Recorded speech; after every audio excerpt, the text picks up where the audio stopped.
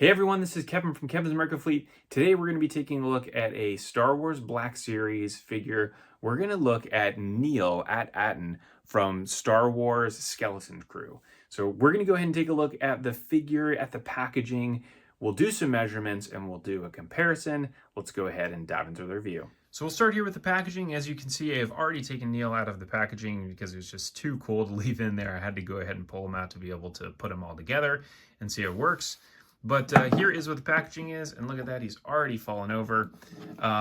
So you can see here you've got Neel at Attin, so because it's describing that location, I wonder whether or not we're going to get another version of him at some point in the future. He's number 2, Star Wars Skeleton Crew there on the bottom.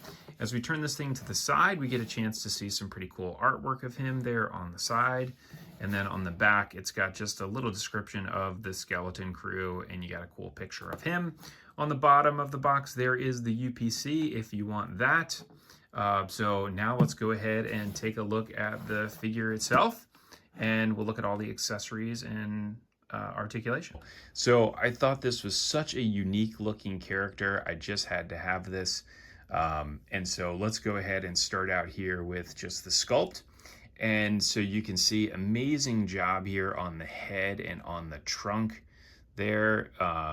The eyes actually look really good as well.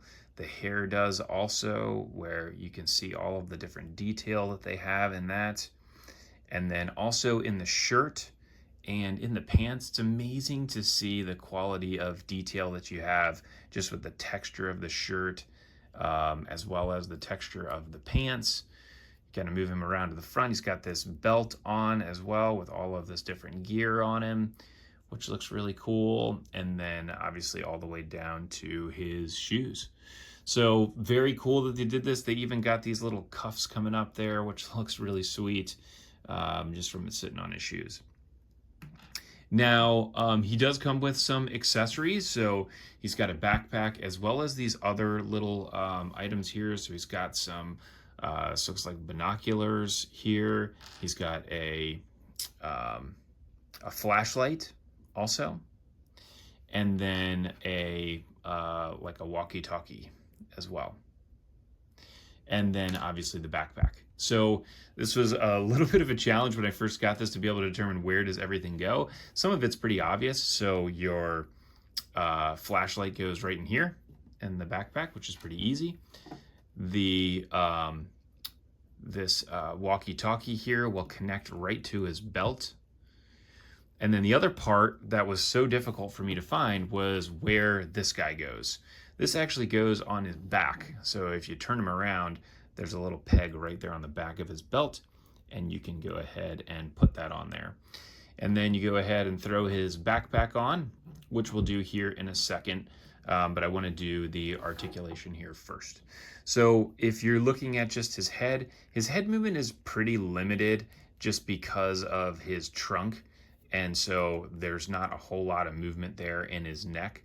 But you can turn the head basically all the way around. You just have to kind of tilt it back like that so his trunk gets over his shoulders. His arms do move all the way out to the side here, so he gets just about to there. Can't go any higher than that until we turn his arm the other direction. Then we can potentially break it up a little bit higher if you wanted to, but that's on both sides. His elbows do bend, and then he does, you can see there in his hand, he does have some movement in his hand on that side, and on this side you can see his hand moves more vertically instead of horizontally. He does have some bending here at the waist as well, which is nice to be able to move him around. You can spin him all the way around if you want to. I'm not just going to do that, but and then with his legs do bend all the way out like that. You can turn at the knees and then as well as bend at the knees. And then his feet have the same articulation that you get with all of the other figures, where it does bend like that and it moves side to side as well. So let's go ahead and throw the backpack on him, and then we will do a measurement here. So to put his backpack on, I'm sure that there's a better way to do this, but this is just how I figured out how to do it. It's just to put his arms backwards like that to slide this on. The backpack actually does not come, the straps don't come off, so it's not like you could put it on that way. And then you just turn his arms around here, tuck this underneath his ears. His ears do kind of get in the way here. Trying to get that thing all the way on. Keep going. All right, there we go. Pretty much on there. And now he is ready for an adventure. So again, if we go ahead and take a look at his height, you can see he's about 4¼ inches tall. And then side to side, he's going to be, roughly 2½. Obviously, if you spread his arms out, it'll be much wider than that. And then I do want to do a comparison of him. So if we look at him compared to our pirate captain Brutus, you can see the difference in the size there, that Neel is smaller, as he should be. Brutus is 6 inches tall. So that is all I've got here for you for the review. You can certainly check out my Amazon storefront in the description below to be able to pick up some of these figures as well as some other toys. If you like this, please go ahead and like and subscribe, and I look forward to catching everybody on the next review.